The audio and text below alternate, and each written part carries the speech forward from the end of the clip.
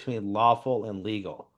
And they run right into the IRS codes. I mean, I know this I've been doing this for 17 years, teaching it full time for 4 years. I myself have faced the IRS agents. I know my story is exceedingly powerful. And then they do a Google search in 30 seconds. Well, the IRS says this, and court cases say that. Oh, yeah, you're talking legal. I get it. I'm talking lawful. And here's how this works. The saying goes that the man that does not know his rights has none. We are in a nation, this is the crux of it, a people that have no understanding that they don't have a right. They don't believe they have a right as it relates to being taxed by the national government. And it's right there for them to get. It's your right to not be taxed by the national government. That's where we're going with this. And here's the question: what is the law? Like, what is truth? Pilate says, what is truth? Well, what is the law, right? That's what we're getting down to here. Is a federal income tax lawful or is it legal? Oh, IRS codes. Yeah, yeah, yeah, yeah, yeah. Very legal. Taxes are illegal. No, no, no, they're not. They're legal. And I'm going to explain what that means. They're not lawful for most people, though. And I brought George Washington. You know, can't be a better guy. I asked him yesterday, can you please talk to this audience? You know, they're not understanding what they did to set the country free to begin with. And the same fingerprints go to the Rothschilds, believe it or not. The Rothschilds were printing the money of England at the time. And when we broke free from the King of England, we also broke free from the Rothschilds. But that didn't stop them. They were very patient. The family dynasty worked a long time. We dealt with this yesterday. More on our website, though. And George will explain if you go ahead and sign that tax contract and you try to go onto his vessel after April 15th, you might just get thrown off into the water. Hey, George, why is the IRS taking so much of my money? Why would you bring that binding contract onto my vessel? I thought we were all in the same boat and pay our taxes. You mean taxation without representation? You should have never worn a red coat on this ship with those ridiculous forms. You don't even live in D.C. I've been rolling in my grave since 1913. Why are you binding yourself to a contract to Washington, D.C. that has no bearing on you? For this reason, we set the 13 colonies free from this type of tax.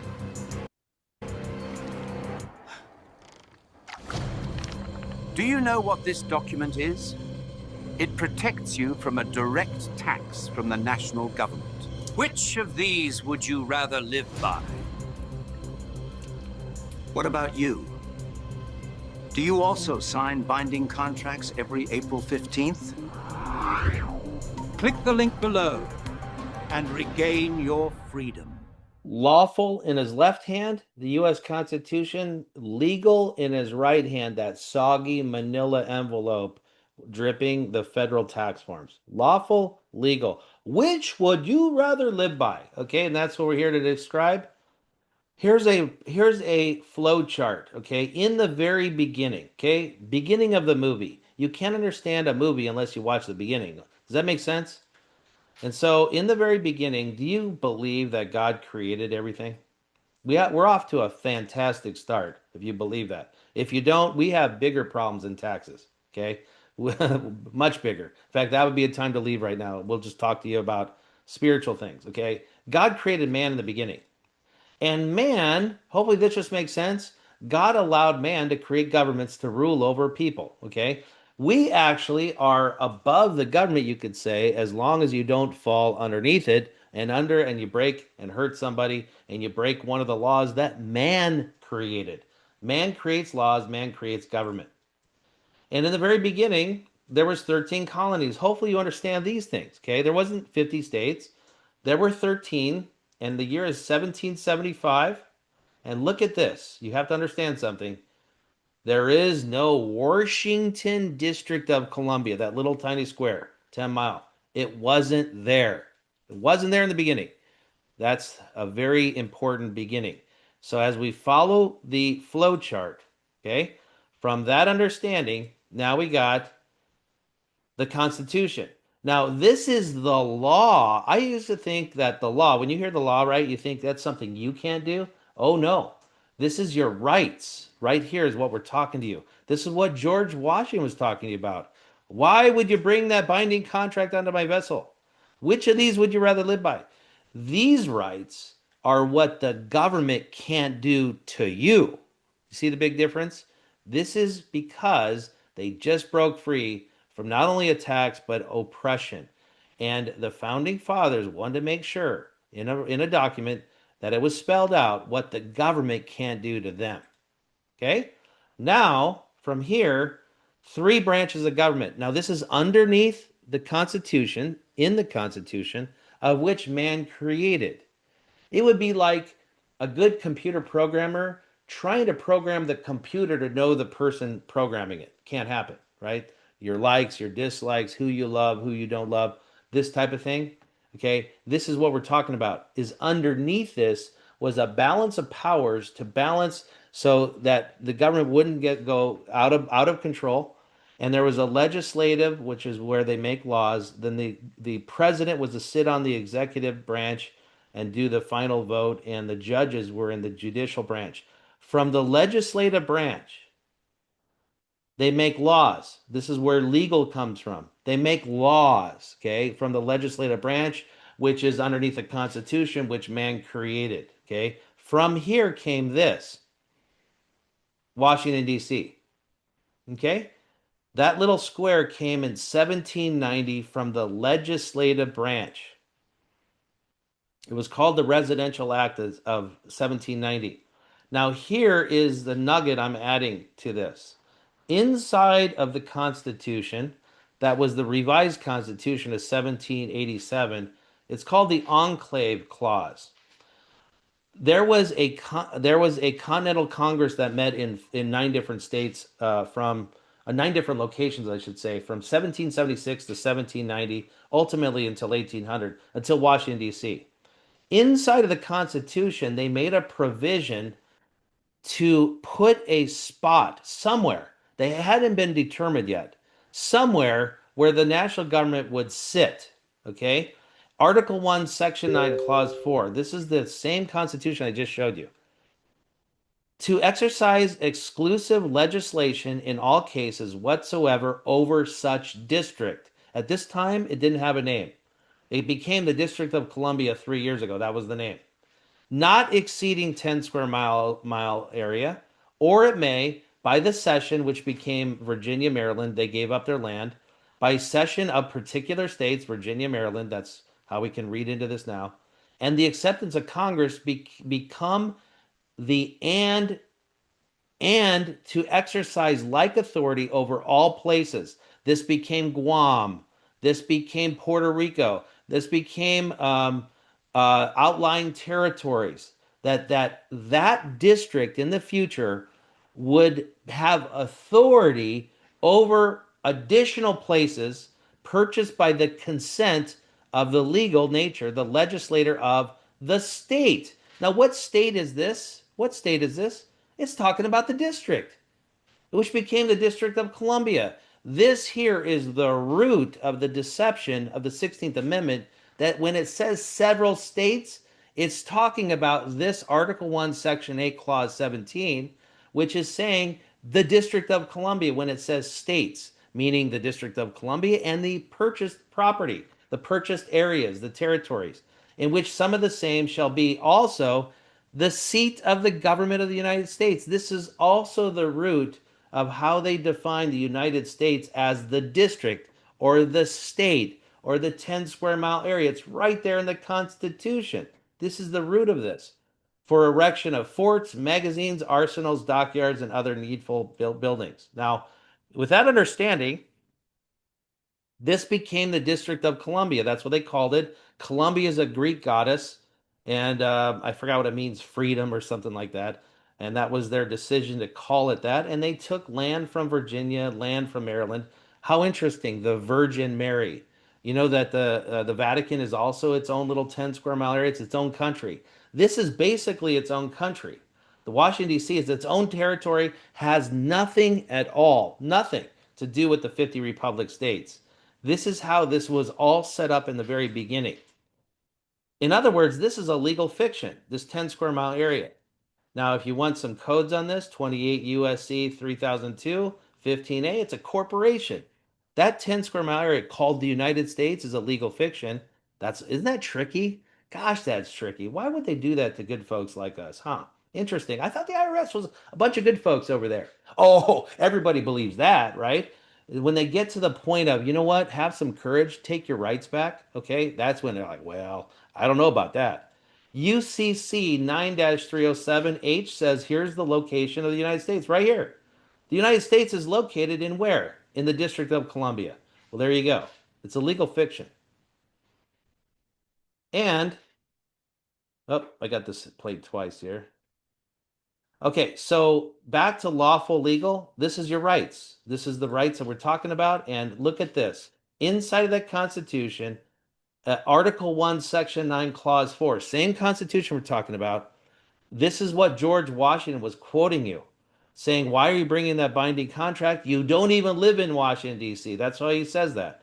No capitation or other direct tax shall be laid unless in proportion to the census. This is saying basically the states must agree to it. It's laid out over a census, and they never did. 1913, this never happened. We dealt with this 2 days ago in part one, okay, how that all plays out. Please watch American Income Tax History, our second module, to understand that. This is part three. We're wrapping up this three-part series. In other words, here's what we're saying. It is unlawful. It is not lawful for Washington, D.C. just to zip you off a bill. My daughter, for example, two of them, they live here in San Diego. They've had jobs since they were 16. They've they've used their social security number even. Okay? They've gotten their whole paychecks. They did one thing that you and I didn't do because I taught them these things. Don't ever, ever, ever sign a contract with the IRS because it'll be a private binding contract that all of us entered at one point because we agreed to be taxed. But for them, it is unlawful. They were never just going to get a bill from Washington, D.C. The IRS is never just going to knock on their door, send them a bill. They can't. It would be treason. It is unlawful. And you're looking at the law right there. That's the Constitution. And again, here is a flow chart, a historical timeline, just to make it clear for you. First came the U.S. Constitution. Second came the District of Columbia. Third came the 16th Amendment a long time afterwards. In 1913, 124 years later, they finally accomplished what they tried to do and win them back. The Rothschilds, the money printing was given to them exactly like England when we broke free in the very beginning. And then finally came the Federal Reserve Act. They were handed our money supply. That's how the scam works. We dealt with this yesterday. Lawful, legal. We talked about lawful. Here's legal, right here. Sure. Have you heard taxes are illegal? No, they're not. They're very legal. Legal means this is where the IRS is. They're housed in that 10 square mile area, that district, that state, you see. And right here, that's why they're legal, because you're going to sign a contract. Now, who in their right mind, I know this, and it's only fear that would make you go do this, who would actually sign and agree to a tax that you don't owe? And if you're going to go ahead and do that, I'm going to show up and I'm going to knock on your door and I'm going to say, I'm here for the air department. We're going to tax you for some air. Write the check to my name, by the way. Write the check to my name. Boo! I'm going to scare you. You're not going to go for that, are you? You know, that doesn't scare you. Who are you? Exactly. Who is the IRS? They are a private organization. They are a bill collector over a 10 square mile area. They have no business in your state, none whatsoever. But you're signing and they're making it legal. And guess what? That guy that was at one point, it was unlawful to tax. Now it's legal. And that's all you're going to hear. Like this YouTube video, I had to disarm like this whole thing. He's not even talking the same language because he's talking legal. He's talking legal. And he's right, by the way. You could get in trouble because you're signing contracts, not because of the law. Hopefully, this makes perfect sense for you guys. Now, this is how taxation works as we wrap this up. This is how it works. There's your government, and there is the hijackers. You're looking at the people who stole our country. And by the way, those are the people you're paying. You're paying those people. You're not paying the government. That money doesn't go to us. Not at all. Not to your republic. Not a dollar. Rothschilds, Rockefeller, J.P. Morgan, they stole our money supply. And they go ahead and put this up as a billboard. The next time you hear Trump talk about the national debt, then you're going to know that he's a liar, okay? The national debt doesn't exist. It only exists because of the money mechanism by which they stole our country. And here's the deceit. We're going to do away with the IRS. President T, please help us do away. Well, how about this? All he has to do is say, look, it's voluntary. Stop paying them. There's no reason to do away with something that's voluntary because when you pay them, there you are with your dollar bill, paying the IRS. I'm just a good American. No, you're deceived. You're not a good American because a good American would not aid and abet the evil people that have taken our country down or taking it down. That's how this all works because you're paying the imaginary interest on an imaginary national debt. I'm going to wrap this up with a 2-minute letter. I asked George to please write us a letter because there's some people out here that sound like, is this really true?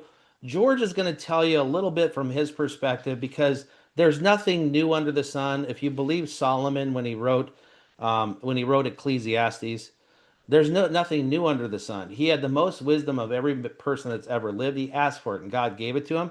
So we asked George to explain it from his perspective. He wrote you a letter. Greetings, my fellow American. This is George. You may have heard of me. I was the first president of the Constitutional Republic. I'm writing to you today with deep concern for our republic. My fellow patriot and third president, Thomas Jefferson, expressed how dangerous banking institutions are to our liberties. All of us founders were keenly aware of banking interests to take over the money supply and tax the people. We shut down their attempts, beginning with a treasonous attempt by Alexander Hamilton in 1790 with his formation of the First Bank of the United States. I've been rolling in my grave since 1913.